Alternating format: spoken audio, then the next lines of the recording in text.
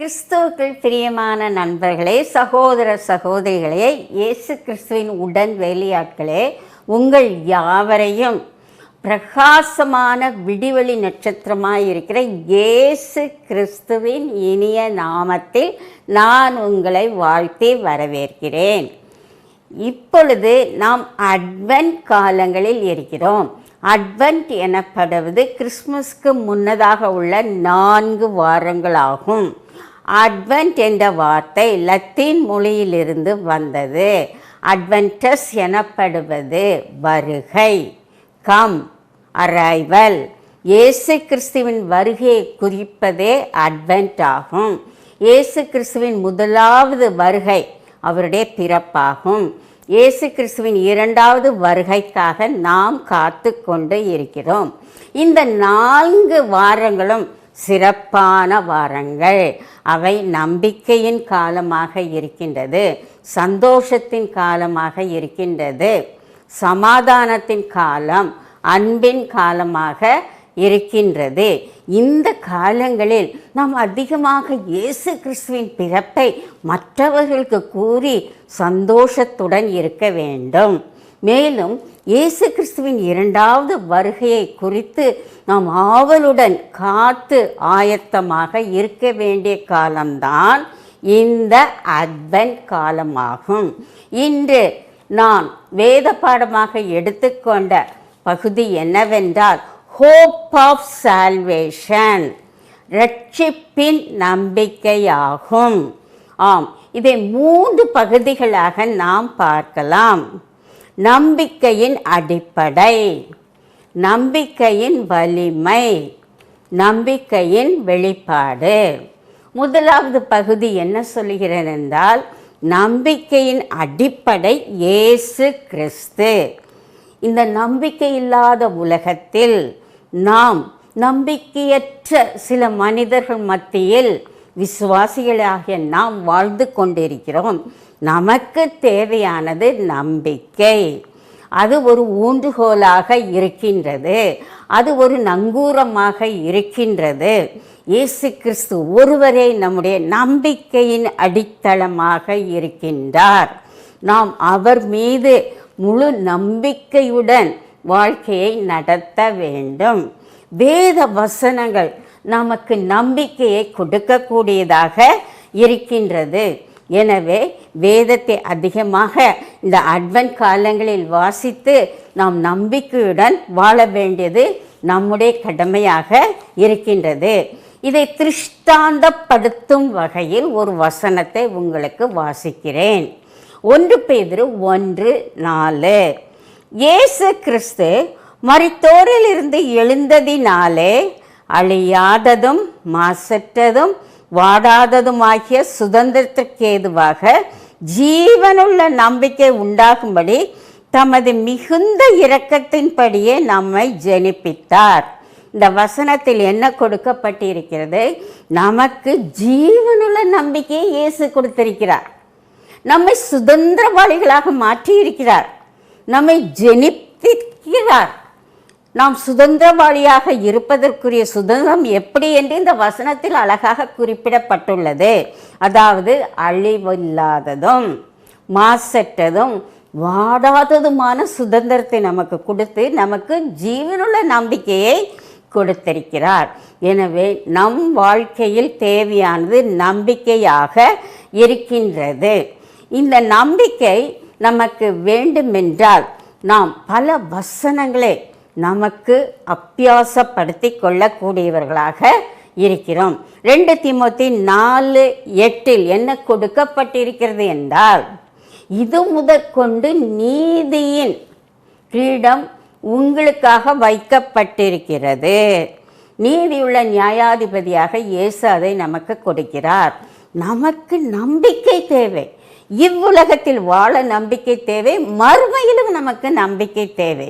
வேதத்தில் நம்பிக்கைக்குரிய வசனங்கள் அதிகமாக இருக்கின்றது. மறுமையில் நமக்கு நித்திய ஜீவன் நமக்கு கொடுக்கப்படும், நித்திய வாழ்வு நமக்கு கொடுக்கப்படும், நித்திய கிரீடம், அதாவது ஜீவ கிரீடம் நமக்கு கொடுக்கப்படும். நாம் என்ன செய்ய வேண்டும்? வசனம் கூறுகிறது, கர்த்தர் மேல் நம்பிக்கை வைத்து. கர்த்தரை தன் நம்பிக்கையாய் கொண்டிருக்கிற மனுஷன் பாக்கியவான். கர்த்தரை நம்புகிறவன் செழிப்பான். மற்றொரு வசனம் கூறுகிறது, கர்த்தரை நம்புகிறவன் பாக்கியவானாய் இருப்பான். மற்றொரு வசனம் கூறுகிறது, கர்த்தரை நம்புகிறவன் அசையாமல் நிலைத்திருக்கும் சீயோன் பர்வதத்தைப் போல் இருப்பான். எனவே நாம் நம்பிக்கையில் சந்தோஷமாய் இருக்க வேண்டும் என்று கூறுகிறது. நாம் நம்முடைய சுய புத்தியின் மேல் சாயாமல் கர்த்தரை நம்பி நம் வழிகளெல்லாம் அவரை நினைத்து கொள்வோம் என்றால் அவர் நமக்கு செம்மையான வழியை கொடுக்கக்கூடியவராக இருக்கின்றார். எனவே நாம் இயேசு கிறிஸ்துவின் மேல் மட்டும் நம்பிக்கை வைக்க வேண்டும். நமது பணம், பட்டம், படிப்பு, வேலை மீது நம்பிக்கை வைக்கக்கூடாது. சிலர் உற்றார் உறவினர் மீது நம்பிக்கை வைப்பார்கள், சிலர் ஐஸ்வர்யத்தின் மீது நம்பிக்கை வைப்பார்கள். இவையெல்லாம் இடறி விழக்கூடியதாக இருக்கின்றது. ஒரே ஒருவர் தான் நம்பிக்கையின் அஸ்திபாரம், அவர்தான் இயேசு கிறிஸ்து. அவர் மீது நாம் நம்பிக்கை வைக்கும் பொழுது அவர் நாம் வேண்டிக் கொள்கிறதற்கும் நினைக்கிறதற்கும் அதிகமாக நம் வாழ்க்கையில் அவர் கிரியை செய்யக்கூடியவராக இருக்கின்றார். மேலும் வேதம் கூறுகிறது, யாரெல்லாம் இயேசு கிறிஸ்துவின் மேல் நம்பிக்கையாய் இருப்பார்கள் என்று கூறுகிறது. விசுவாசிகளாகிய நாம் இயேசுவின் மேல் நம்பிக்கையாய் இருக்கிறோம். அதுவும் இல்லாமல் கர்த்தருக்கு பயந்தவர்கள் இயேசு கிறிஸ்துவின் மேல் நம்பிக்கையாய் இருப்பார்கள். சில ஐஸ்வர்யவான்கள் தேவனிடத்தில் நம்பிக்கையாய் இருந்தார்கள். ஆபிரகாம், ஈசாக்கு, யாக்கோபு ஐஸ்வர்யவான்களாக இருந்தார்கள், தேவனிடத்தில் நம்பிக்கை கொண்டவர்களாக இருந்தார்கள்.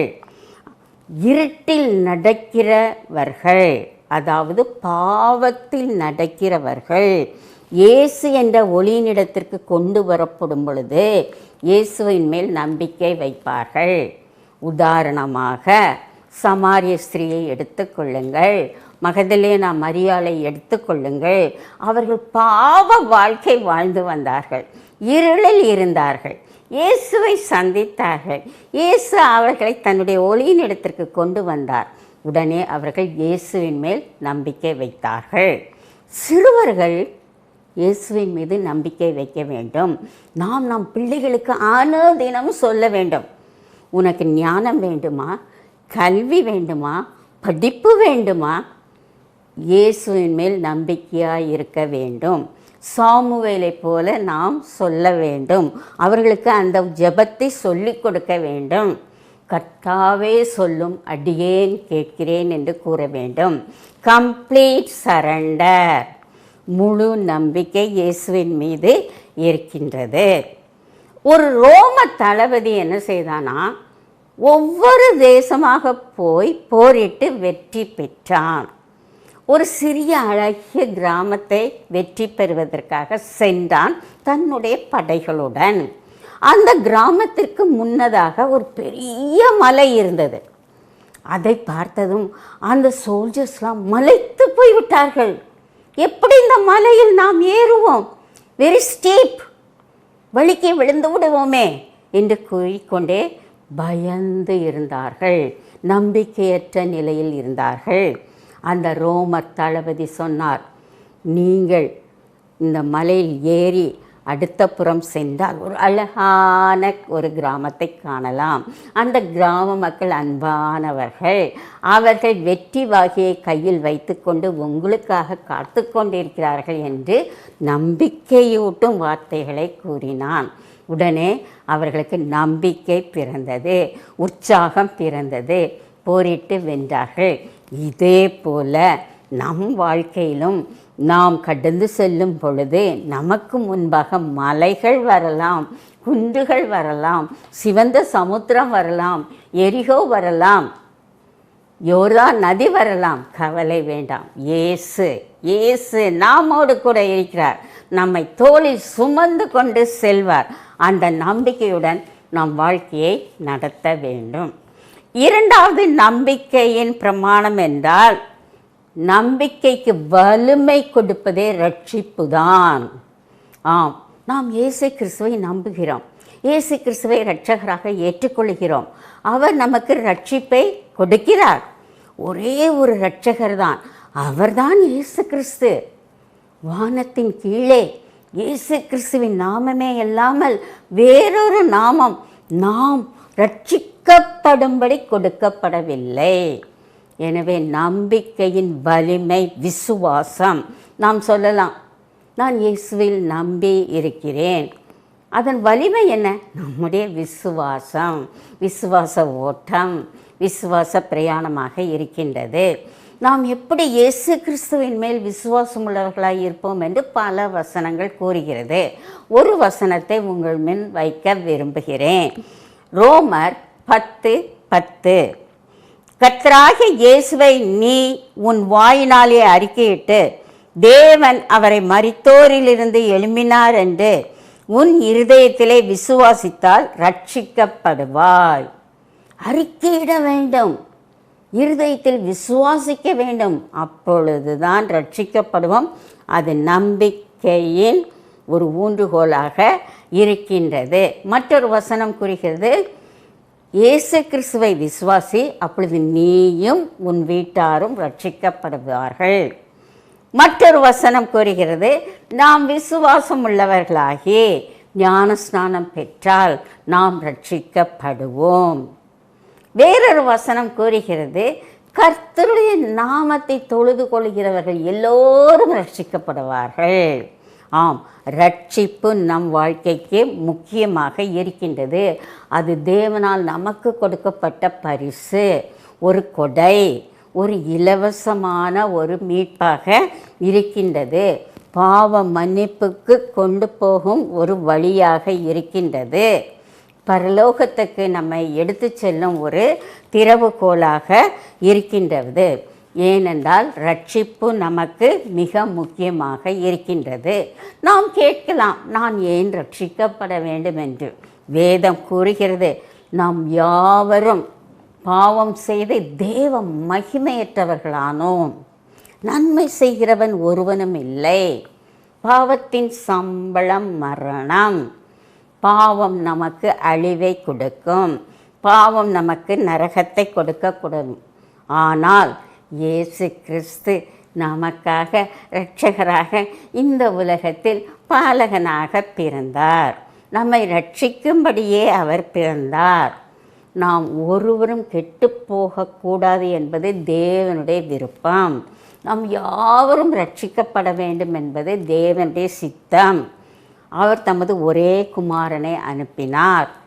யோவான் 3:16 கூறியுள்ளபடி தேவன் தம்முடைய ஒரே பேரானை உலகத்திற்கு அனுப்பும் பொழுது அந்த குமாரனை விசுவாசிக்கிறவன் எவனோ அவன் கெட்டு போகாமல் ரட்சிக்கப்படுவான் என்று கூறப்பட்டிருக்கிறது. இந்த அட்வென்ட் காலங்களில் இயேசுவின் பிறப்பை நினைக்க வேண்டும். இயேசு எனக்காக ஸ்திரீயின் வித்தானார், மாம்சமானார், மாம்சத்தில் வெளிப்பட்டார், தம்மை வெறுமையாக்கினார், தம்மை அடிமையாக்கினார், விண்ணுலகின் மகிமையை துறந்து நமக்காக தரித்திரமானார். அவர் நம்பிக்கையின் நட்சத்திரமாக இவ்வுலகத்தில் பிறந்தார். எனவே இந்த காலங்கள் நாம் மகிழ்ந்து கொண்டாடக்கூடிய காலங்களாக இருக்கிறது. வாரும் நாம் எல்லோரும் கூடி மகிழ் கொண்டாடுவோம் என்று பாடுகிறோம். கிறிஸ்மஸ் காலங்களில் நாம் மகிழ்ந்து களிகூறக்கூடியவர்களாக இருக்க வேண்டும். ஏன் நாம் மகிழ்ச்சியாக இருக்க வேண்டும் என்று நீங்கள் கேட்கலாம். ஏனென்றால் 1ஆவது நூற்றாண்டில் இயேசு கிறிஸ்து பெத்லகேமில் பிறந்த பொழுது அநேகர் சந்தோஷத்துடன் இருந்தார்கள். அதெந்த சந்தோஷம் நமக்கு தேவை. தேவ தூதர்கள் மிகுந்த சந்தோஷத்துடன் வந்து உலகத்திற்கு ஒரு நற்செய்தியை மேய்ப்பர்களுக்கு கொடுத்தார்கள்.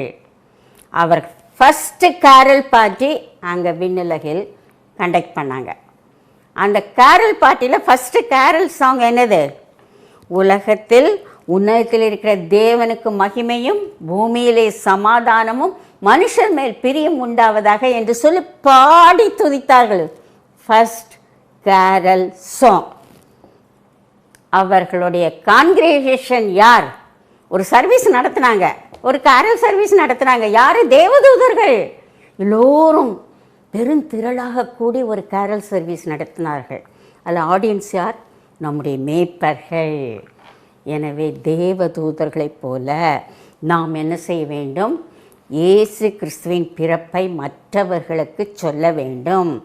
எனக்காக உனக்காக இயேசு கிறிஸ்து உலகத்தில் மனிதனாக அவதரித்தார். அதே போல் நாம் என்ன செய்ய வேண்டும்? இந்த மேய்ப்பர்களைப் போல சந்தோஷமாக இருக்கணும். மேய்ப்பர்கள் என்ன செய்தாங்க? அழகாக ஒரு கேரல் சாங் கேட்டாங்க, ஒரு கேரல் மெசேஜ் கேட்டாங்க. உடனே என்ன செய்தாங்க? துரிதமாய் புறப்பட்டு பெத்லகேமுக்கு சென்று முன்னணியில் இருக்கிற இயேசுவை கண்டார்கள், பணிந்து கொண்டார்கள். வேதம் கூறுகிறது, அவர்கள் துதித்து பாடினார்கள், தேவனுக்கு மகிமையை செலுத்தினார்கள். உங்களுக்கு ஒன்று தெரியுமா? இந்த மேய்ப்பர்கள் தான் ஃபஸ்ட் இவாஞ்சலிஸ்ட். நற்செய்தியை யார் இவர்கள் கூறினார்கள்? மேய்ப்பர்கள் தான். இந்த மேய்ப்பர்கள் வந்து என்ன செய்தார்கள்? பெத்லகேம் எங்கும் சென்று அங்குள்ள மக்களுக்கு இயேசுவின் பிறப்பின் செய்தியை கூறினார்கள். இன்று நீங்களும் நானும் புறப்பட்டு செல்லலாமா? இயேசுவின் பிறப்பின் செய்தியை, ரட்சிப்பை, நம்பிக்கையை மற்றவர்களுக்கு சொல்லலாமா? மரியாளை எடுத்துக்கொள்ளுங்கள். மரியாள் எல்லாவற்றையும் கேட்டு தன் இருதயத்தில் சிந்தனை செய்தாள் என்று வசனம் கூறுகிறது. இப்பொழுது சிந்தனை செய்யும் காலங்கள். நாம் இயேசு கிறிஸ்துவின் பிறப்பை சிந்தனை செய்ய வேண்டும். அவர் மீட்பின் செய்தியை சிந்தனை செய்ய வேண்டும். ரட்சிப்பின் செய்தியை சிந்தனை செய்ய வேண்டும். வருங்காலத்தில் இயேசுவுக்காக, இரண்டாம் வருகைக்காக நாம் சிந்தித்து செயல்படக்கூடியவர்களாக இருக்கிறோம். லூக்கா 2ஆம் அதிகாரத்தில் கொடுக்கப்பட்டிருக்கிறது. சீமியோன் ஒரு வயதான மனிதன் பரிசுத்தாவினால் ஏவப்பட்டு தேவாலயத்துக்கு சென்றான். அங்கே யோசேப்பையும் மரியாளையும் பாலகன் இயேசுவையும் கண்டான். இயேசுவை தன் கரத்தில் ஏந்தி என்ன கூறினான்? உம்முடைய இரட்சணியத்தை என் கண்கள் கண்டது என்று கூறினான். மிக சந்தோஷமாக இருந்தார்கள். சாஸ்திரிகளை எடுத்துக்கொள்ளுங்கள், அவர்களும் ஆனந்த சந்தோஷமாக இருந்தாங்களாம். இயேசுவை தேடினார்கள், இயேசுவை கண்டுகொள்ள பிரயாணப்பட்டு வந்தார்கள். பிரயாணத்தில் அநேக இடர்பாடுகள், ஏரோது போன்ற இடர்பாடுகள் மலைத்து போகவில்லை. அந்த நட்சத்திரம் the star of Jesus Christ, அதை அவர்கள் ஃபாலோ பண்ணி கொண்டு போய் இயேசுவை கண்டு முகங்குப்புற விழுந்து, சாஷ்டாங்கமாய் விழுந்து ஆனந்தத்துடன் வணங்கினார்கள். மிக அருமையான பரிசுகளை கொடுத்தார்கள். நாம் இந்த காலங்களில் என்ன செய்ய வேண்டும்? இயேசுவிடம் செல்ல வேண்டும், நம்மையே அர்ப்பணிக்க வேண்டும். நம்மை சுற்றிலும் இருக்கும் ஏழை எளியவர்களுக்கு நம்மால் இயன்ற உதவியை செய்து கொண்டே இருக்க வேண்டும். பிரகாசமான விடிவெளி நட்சத்தின் வழியே நாம் நடக்க வேண்டும். அருணோதயம் என்று கூறப்படும் இயேசுவின் ஒளியில் நடக்க வேண்டும். நீதியின் சூரியனாக இயேசுவின் ஒளியில் நடக்க வேண்டும். இயேசுவை நாம் பிரதிபலிக்க வேண்டும். ஆம், நாம் உலகத்திற்கு ஒளியாய் இருக்கிறோம். மலையின் மேல் இருக்கிற பட்டணம் போல் பிரகாசமாக இருக்க வேண்டும். நம்முடைய ஒளியை, இயேசு நமக்கு கொடுத்த ஒளியை மரக்காலின் அடியில் வைத்து மறைக்கக்கூடாது. எழும்பி பிரகாசி, உன் ஒளி உன்னிடத்தில் வந்தது என்று இயேசு கிறிஸ்து நம்மை அழைக்கிறார். நாம் எங்கும் சென்று, அங்கும் இங்கும் எங்கும் சென்று இயேசுவின் ஒளியை நாம் மற்றவர்களுக்கு எடுத்து கூறக்கூடியவர்களாக இருக்கிறோம். சாத்தான் வந்து நம்முடைய ஒளியை அவிழ்த்து விடாதபடி பார்த்து கொள்ள வேண்டும். ஒரு சரித்திர புத்தகத்தில் இவ்வாறு வாசித்தேன். ஆப்பிரிக்கா கண்டத்தை பற்றி நமக்கு தெரியும். அது 19வது நூற்றாண்டு வரை ஒரு இருண்ட கண்டம் என்று பெயர் பெற்றது. அங்குள்ள மக்கள் கலாச்சாரமற்றவர்கள், படியாதவர்கள், காட்டுமிராண்டிகள், ஏன் மாமிச பட்சிணிகளாக இருந்தார்கள். தேவன் அவர்களை அதிகமாக இயற்கை வளத்தின் மூலம் ஆசீர்வதித்தார். அமேசான் காடுகள் அங்குதான் இருக்கிறது. வெள்ளி, பொன், வைரம், வைடூரிய சுரங்கம் அங்கே இருக்கிறது. இன்றும் அவர்கள் ஏழைகளாக இருந்தார்கள். அப்பொழுதுதான் மிஷினரிமார்கள் சென்றார்கள். இயேசு கிறிஸ்துவின் நற்செய்தியை கூறினார்கள். வேதத்தை அவர்கள் கரத்தில் கொடுத்தார்கள். அவர்கள் படித்தவர்களானார்கள். இயேசுவின் ஒளியாய் இப்பொழுது திகழ்ந்து கொண்டு இருக்கிறார்கள். இப்படிப்பட்ட நிகழ்ச்சி நம் வாழ்க்கையிலும் நடக்க வேண்டும். நம் வாழ்க்கையில் இருண்டு கிடைக்கிறதா? நாம் எழுந்து இயேசுவுக்காக பிரகாசிக்கும் பொழுது அது ஒரு ஒளிமயமான, ஒரு வளமான, ஒரு செழுமையான ஒரு வாழ்வாக இருக்கும். 3வது வேத பகுதி என்ன கூறுகிறது என்றால், நம்பிக்கையின் வெளிப்பாட்டை கூறுகிறது. முதலாவது பார்த்தோம், நம்பிக்கையின் அடிப்படை, நம்பிக்கையின் வலிமை. 3வதாக நம்பிக்கையின் வெளிப்பாடு. வேதம் கூறுகிறது, இந்த உலகத்தில் 3 விதமான மனிதர்கள் இருக்கிறார்கள். சிலர் நம்பிக்கையற்ற நிலையில் இருக்கிறார்கள். No hope. இயேசுவை நம்புறதே கிடையாது, வேதத்தை நம்புறதே கிடையாது. மற்றவர்கள் என்ன செய்கிறார்கள்? அவர்கள் பொய்யான நம்பிக்கை, கிறிஸ்தவர்கள் என்று சொல்வார்கள், பொய்யான நம்பிக்கை. 3வது மனிதர்கள் மெய்யான நம்பிக்கையுடன் இருக்கிறார்கள். ஆம், முதலாவது இருப்பவர்கள் நோ ஹோப், நோ நம்பிக்கை. அதைத்தான் ஒரு வசனம் கூறுகிறது. அந்த வசனத்தை நான் வாசிக்கிறேன். எபேசியர் 2:12. அக்காலத்திலே கிறிஸ்துவை சேராதவர்கள், you have to underline the word, கிறிஸ்துவை சேராதவர்கள், இஸ்ரவேலருடைய காணியாட்சிக்கு புறம்பானவர்களும், வாக்குத்தத்தத்தின் உடன்படிக்கைக்கு அந்நியரும், நம்பிக்கை இல்லாதவர்களும், again I want to repeat, நம்பிக்கை இல்லாதவர்களும், இவ்வுலகத்தில் தேவனற்றவர்களுமாய் இருக்கிறீர்கள் என்று நினைத்து கொள்ளுங்கள். ஆம், நாம் தேவனை விட்டு வெகு தூரத்தில் இருக்கும் பொழுது அந்நியர்களாய் இருக்கிறோம், நம்பிக்கையற்றவர்களாய் இருக்கிறோம், தேவனற்றவர்களாய் இருக்கிறோம். தேவனுடைய வாக்குத்தத்தம் நம்முடைய வாழ்க்கையில் இருப்பதில்லை. அவருடைய உடன்படிக்கை காணியாட்சிக்கு புறம்பாக இருக்கிறோம், புறஜாதிகளாய் இருக்கிறோம். அப்படிப்பட்ட நம்பிக்கை இல்லாத நம்மை இயேசு கிறிஸ்து நம்மை நம்பிக்கைக்குள் கொண்டு வந்தார். அவர் அதிகமான வாக்குத்தத்தங்களை நமக்கு கொடுத்தார். முதலாவது வாக்குத்தத்தம் ரொம்ப அழகாக கொடுத்துட்டாரு. ஆதியாகமம் 3:15, உன் வித்துக்கும் ஸ்ரீயின் வித்துக்கும் பகை உண்டாக்குவேன், அவர் உன் தலையை நசுக்குவார், நீ அவருடைய குதிங்காலை நசுக்குவாய் என்று கூறப்பட்டிருக்கிறது. இதுதான் இயேசுவின் பிறப்பாக இருக்கின்றது.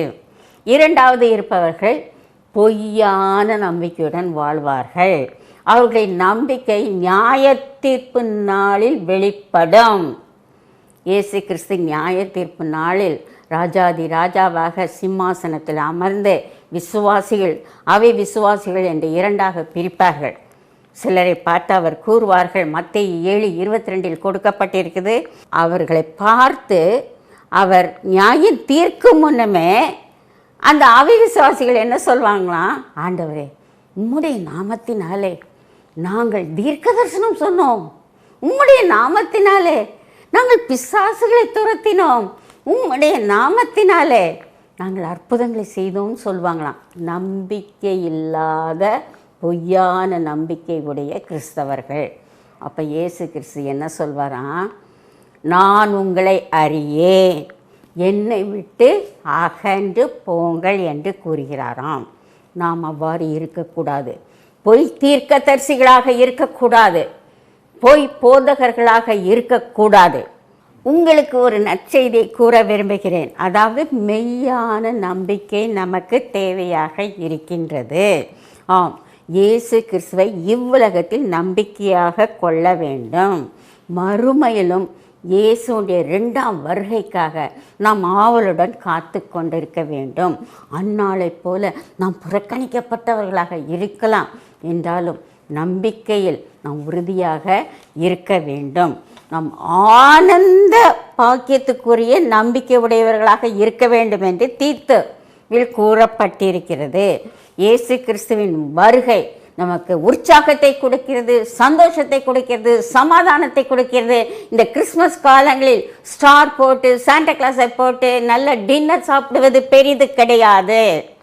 வேதத்தை எடுப்போம், ஆயத்தமாகவும் இயேசுவின் வருகைக்காக காத்து கொண்டு இருப்போம். கர்த்தர் இந்த வசனங்களை ஆசீர்வதிப்பாராக.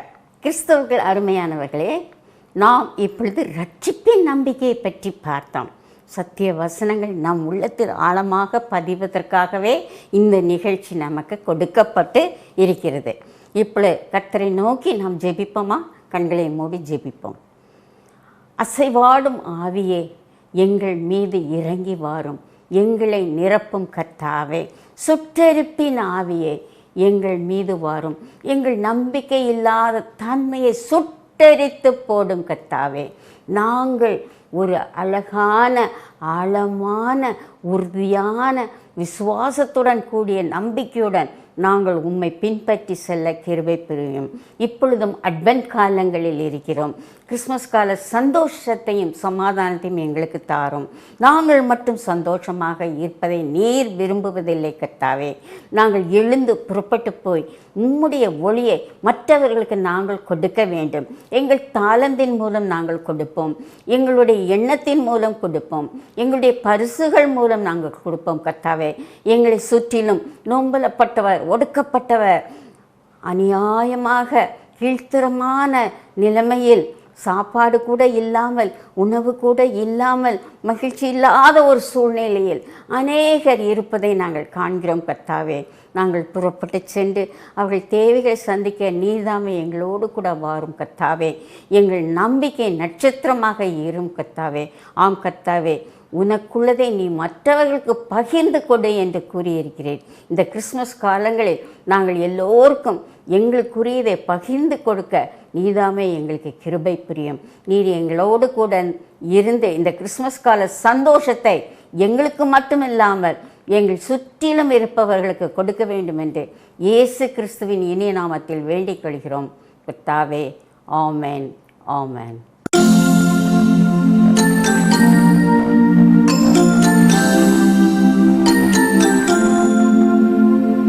Mary's boy child, Jesus Christ, was born on Christmas Day, and man will live forevermore because of Christmas Day.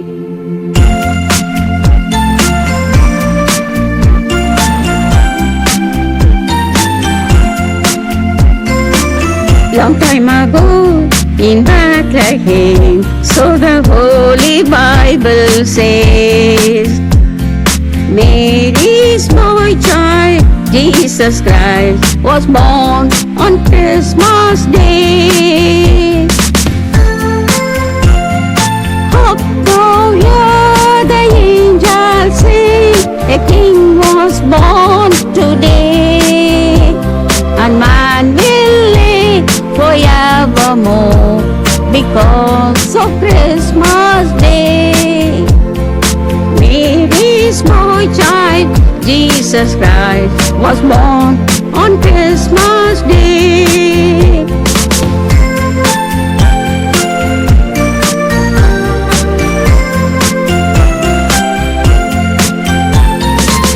While shepherds watch the flocks by night, they see a bright new shining star. They hear a choir sing a song, the music seemed to come from afar. Up now hear the angels sing, a king was born today, and man will live forevermore because of Christmas Day. Jesus Christ was born on Christmas